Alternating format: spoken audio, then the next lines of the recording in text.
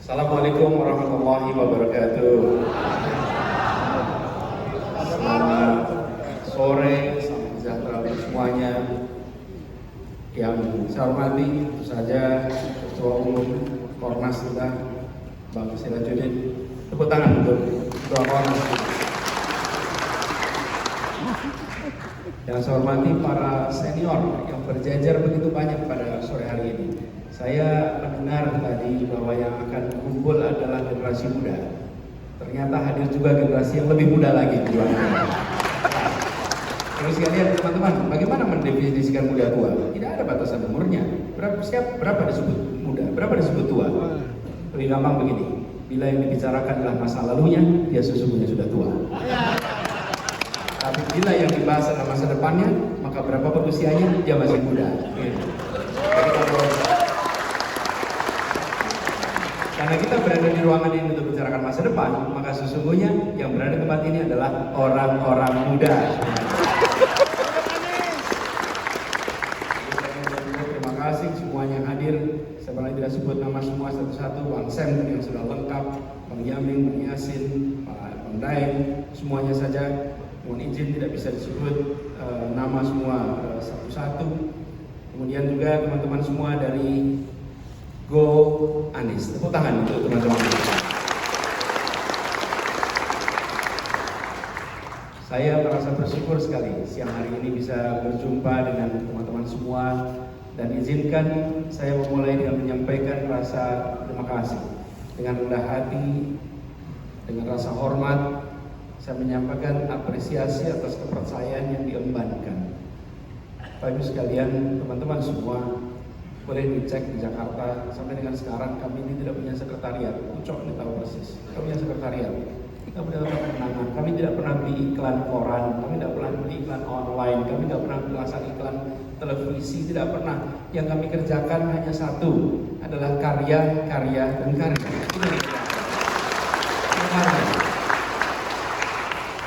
Cuman di balik karyanya ada narasi dan gagasan. Jadi ada ikhtiar untuk kita membangun Jakarta, mengubah Jakarta.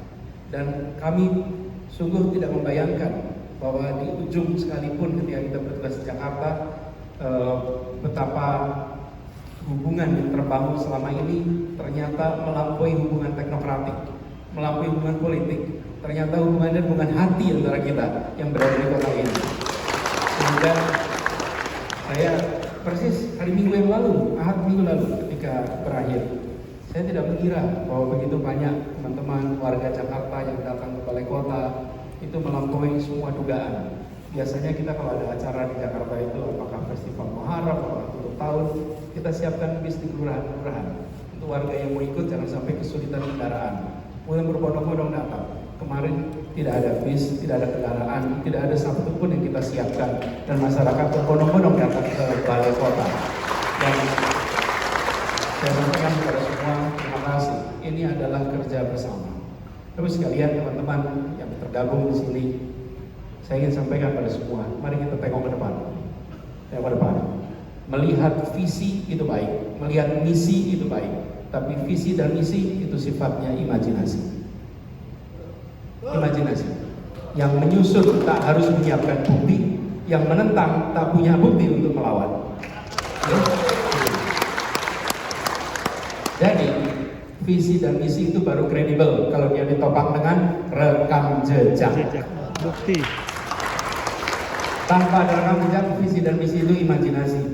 Rekam jejak itu artinya apa? Apa yang sudah dikerjakan, apa yang sudah dikaryakan di tempat ini. Disitulah pegangan kita. Karena itu kita akan lihat ke depan, kita lihat Indonesia ke depan, kita lihat tantangan ke depan, maka kita menyaksikan bahwa ujungnya yang harus dikerjakan tidak lebih tidak bukan adalah apa yang dikatakan oleh konstitusi. Kita harus kembali pada perintah konstitusi, menghadirkan keadilan sosial bagi seluruh rakyat Indonesia. Itu perintah konstitusi. Dan saya ketika bertugas di Jakarta, sekalian, kebetulan kantor kami ini di balai kota. Itu lokasinya tidak lebih dari 1 kilometer, mungkin kurang, dari Gedung Pancasila. Gedung Pancasila itu adalah tempat di mana pembahasan tentang pendirian Republik ini dilakukan. Dan di tempat itulah disepakati yang disebut kemudian dengan istilah pembukaan Undang-Undang Dasar 1945. Itu disusun oleh BPUPKI, kemudian tim kecil, jadilah dokumen itu. Jadi saya selalu garis bawahi ketika bicara di Jakarta, kita dapat amanah mengurus ibu kota, dapat amanah untuk mengurus Jakarta. Kita harus laksanakan perintah konstitusi, dan perintah konstitusi itu bukan mengabdi pada siapapun kecuali rakyat kebanyakan yang ada di Jakarta. Itu bilangnya. Dan perintah konstitusi adalah menghadirkan keadilan sosial. Arahnya ke sana. Jadi Ibu sekalian, kami mencoba untuk mengerjakan itu di Jakarta. Dan ketika kita mengikhtiarkan melakukan ini, tantangannya tentu banyak. Tantangannya banyak sekali. Dan di Jakarta, apapun yang kita kerjakan selalu ramai. Tapi saya sampaikan, jangan terlalu khawatir tentang apa yang ditulis orang hari ini. Pikirkanlah apa yang akan ditulis sejarawan di masa depan. Karena sejarawan itu akan menulis ke masa ini dengan data lengkap, lintas waktu. Kalau kita memikirkan apa yang dikatakan orang hari ini, bisa-bisa kita tidak berbuat apa-apa. Semua yang pernah belajar sejarah pasti tahu. Keputusan-keputusan yang dikerjakan pada awalnya penuh dengan perbedaan, ketika dibiarkan waktu, nanti waktu membuktikan. Dan itu yang coba kita pegang di Jakarta. Dengan begitu kita prioritaskan untuk membela mereka yang kecil tanpa harus memusuhi yang besar, membesarkan yang kecil tanpa mengecilkan yang besar. Itu yang kita kerjakan. Dan itu yang akan kita kerjakan ke depan. Yang besar tahu jadi musuhin, tapi cukup yang kecil diberi kesempatan. Sering problem kita di Indonesia ini adalah yang kecil tidak dikasih kesempatan. Dan ketika yang kecil tidak kasih kesempatan, repot kita. Betapa kalau sudah urusan tanah rakyat kecil itu prosesnya panjang ini kira-kira. Tapi begitu tanah yang ukurannya ratus-ratus ribu hektar, gampangnya luar biasa. Harus justru memberikan kesempatan kepada yang kecil tanpa harus musuh yang besar. Kadang-kadang kita mau membela yang kecil dengan cara musuh yang besar, bukan. Yang besar tambah besar karena dia akan mengangkat kita semua, tapi yang kecil jangan ditinggalkan seperti itu bergenerasi-generasi. Itu yang harus dipotong, dan itu yang kita coba lakukan. Tadi Pak Dr. Daeng, Pak Ketua ini Pak Daeng itu tadi cerita soal BPJS. Ini Bang Yasin, Bang Yamin, waktu kami mulai bertugas di Jakarta, yang terdaftar di BPJS itu di Jakarta hanya 73%. Jadi 27% rakyat Jakarta ini tidak punya jaminan kesehatan. Dan 27% itu kelompok paling atas. Bukan, siapa mereka? Kelompok paling bawah. Lalu apa yang kita kerjakan? Saya masuk tugas bulan Oktober 2017. Langsung kita targetkan di APBD perubahan dikeluarkan 1,3 sampai 1,4 triliun. Sehingga kita menutup seluruh biaya BPJS untuk sisanya, sehingga Jakarta dalam waktu 5 bulan menjadi 99,9%.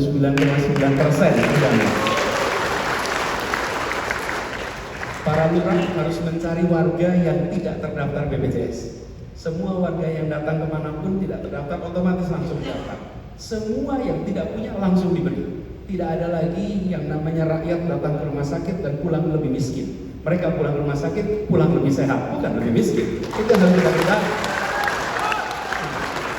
Apa yang terjadi? Mendadak ada jaminan kesehatan, dan ketika ada jaminan itu belum tentu mereka tahu bahwa itu dikerjakan oleh pemerintah daerah DKI Jakarta, pun tahu. Tapi kita sampaikan, jangan khawatir. Kita kerjakan ini bukan untuk membuat mereka tahu itu ada jasa kita.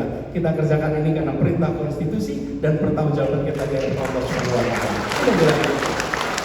Kalau ini pernahkah ada kampanye di sini ke kampung-kampung bilang BPJS kami bayarin? Tidak pernah. Tidak pernah dicek, tidak pernah.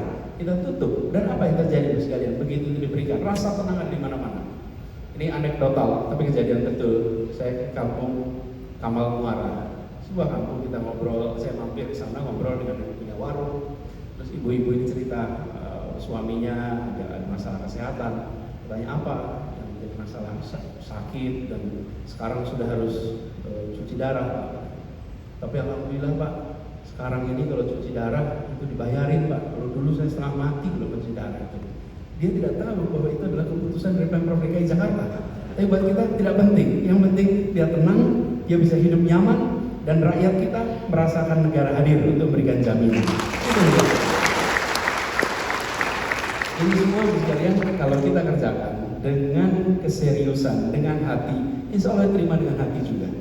Dan itu yang harus kita bangun di kota ini. Kami merasakan di Jakarta, sesudah pilkada yang lalu, suasananya tegang. Pilkadanya membuat orang merasa terpolarisasi. Tanggung jawab kita adalah menjangkau semua, dan itu juga kita kerjakan. Yang menang harus menjangkau semua. Jangan yang menang meninggalkan sebagian. Karena ketika yang menang meninggalkan sebagian, apalagi memusuhi sebagian, maka keterbelahan itu jalan terus. Tapi kalau kita menjangkau semua, maka pelan-pelan itu semua akan bisa terjangkau. Kenapa? Karena Jakarta ini harus bersatu. Dan tadi yang disampaikan soal transportasi umum, Bu Sirajuddin sempat sampaikan, kenapa sih bangun transportasi umum Jakarta? Karena kita ingin memberikan perasaan kesetaraan. Begitu naik kendaraan umum, tidak penting apakah CEO, apakah office boy, apakah pengangguran. Mereka antri di garis yang sama, beli tiket yang sama, pintu yang sama, duduk tempat yang sama, berdiri tempat yang sama, semua merasakan kesetaraan. Jadi alat transportasi itu bukan dipandang sebagai alat pemindah badan, tapi alat transportasi itu dipandang sebagai alat pembangun perasaan kesetaraan. Inilah yang disebut sebagai gagasan di balik karya. Jadi bukan hanya sekedar bangun alat pemindah badan, tapi ada gagasan di balik itu. Itu yang kami coba kerjakan di Jakarta. Dan alhamdulillah ini semua tahap demi tahap kita merasakan adanya perubahan. Karena itu kita bersyukur sekali bahwa kondisi sekarang lebih baik. Dan saya senang katanya akan datang ke taman. Nah, taman ini juga melakukan perubahan. Taman itu dalam bahasa Inggris namanya garden atau park. Kalau bahasa Indonesia dua-duanya sama. Nah, di tempat kita, taman kita bertahun-tahun namanya garden.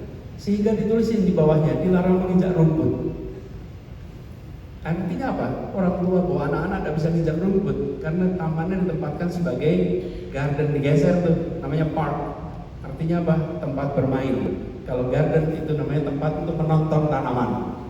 Dan karena tempat diubah konsepnya, maka tempat-tempat itu tempat bermain. Dan apa yang terjadi? Di tempat itu kaya sekali, tengah, bawah, bisa berkumpul, bermain di tempat yang sama. Itulah yang disebut sebagai mempersatukan. Nah, kita di Indonesia ini belum bangun perasaan persatuan. Tidak mungkin ada perasaan persatuan tanpa ada perasaan kesetaraan, tanpa ada perasaan keadilan. Sulit membangun kesetaraan, sulit membangun persatuan dalam ketimpangan. Bisakah? Rasanya tidak mungkin. Karena itulah mengapa ke depan harus diikhtiarkan. Nah, ini semua sekarang dalam situasi di mana kita menuju sebuah fase. Fasenya fase baru tahun 2024. Saya mengajak kepada semuanya, lupakan peta 2019. Kita buat peta baru untuk 2024. Kenapa? Jangan terbawa dengan peta lama. Buat peta yang baru. Sekarang semuanya adalah sesama warga Indonesia, semua punya tanggung jawab yang sama. Jangkau semua, libatkan semua, jangan batasi dengan batas-batas apapun juga. Seluruh anak bangsa diajak dalam sebuah arus perubahan yang akan dikerjakan. Jadi jangan kita terbawa dengan apa yang pernah ada kemarin. Kita buat peta baru. Peta baru artinya apa? Kita ingin tawarkan kepada semua, bukan hanya visi misi, bukan hanya itu, karena itu adalah sesuatu yang bisa dikarang, tapi yang namanya rekam jejak itu tidak bisa dikarang, karena rekam jejak itu faktual, rekam jejak yang senyatanya pernah terjadi. Go Anies harus bawa rekam jejak, dan di sini yang berderet itu orang-orang punya rekam jejak semua, punya rekam jejak, semua punya rekam jejak apa yang pernah dikerjakan. Dengan begitu, maka apa yang kita tawarkan punya kredibilitas. Kalau tidak, kita hanya menawarkan imajinasi dan tidak punya kredibilitas. Lebih parah lagi, bila yang ditawarkan dan yang menawarkan tidak punya ketersambungan ide. Nanti ujungnya tidak dilaksanakan. Kenapa? Karena yang menawarkan dan yang barangnya tidak ada ketersambungan ikatan gagasan. Dan itu yang berbahaya. Tapi kalau yang ditawarkan, yang menawarkan punya keterikatan, dan ditopang dengan rekam jejak, saya rasa kita akan bisa sama-sama membawa Indonesia menjadi lebih baik ke depan. Saya berharap untuk teman-teman di Anies jangkau semua, bila silaturahmi dengan siapapun, jangan pernah melihat sebagai kompetitor, tapi lihat sebagai teman seperjuangan. Jangan lihat sebagai kompetitor, tapi teman seperjuangan. Karena akan ketemu dengan begitu banyak yang punya ide yang sama, yang mungkin punya gagasan yang sama. Jangkau, buat itu sebagai sebuah kebersamaan. Dengan begitu maka ikatan ini akan menjadi kuat dan makin luas. Dan kami berharap buat teman-teman semua ini bisa menjadi catatan sejarah buat teman-teman.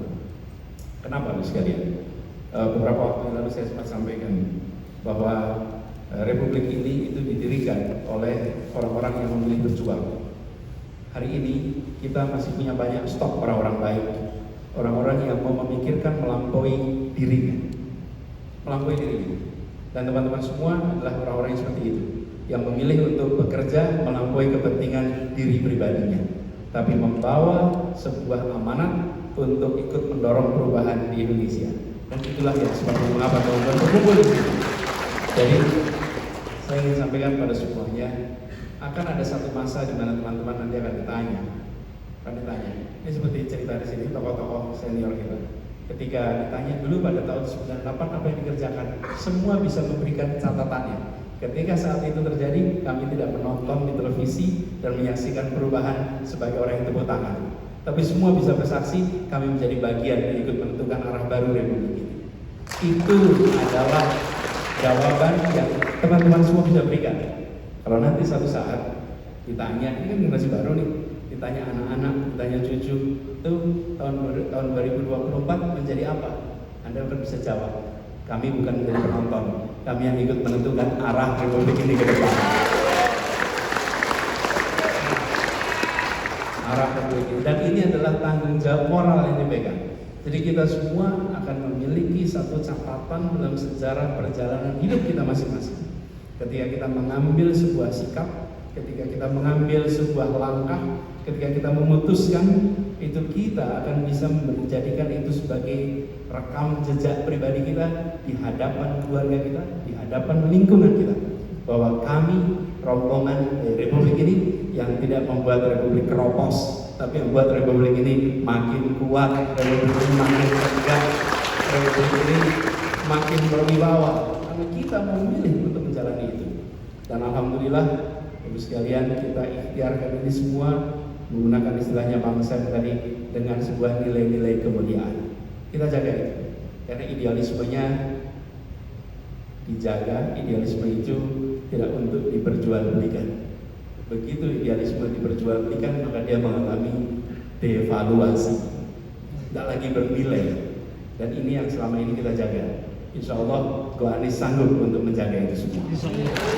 Siap ya? Buat teman-teman semua, perjuangan panjang. Perjuangan ini panjang. Secara waktu lumayan panjang. Jaga stamina. Stamina apa? Stamina fisik. Jaga stamina moral. Dan jaga stamina intelektual. 3 stamina itu dijaga. Dan ingat bahwa karena ini perjalanan panjang, maka tentukan tempo dengan tepat. Jangan jaraknya 1500, kecepatannya sprint 100 meter. Nanti baru 500 meter udah ngos-ngosan, gak bisa lari.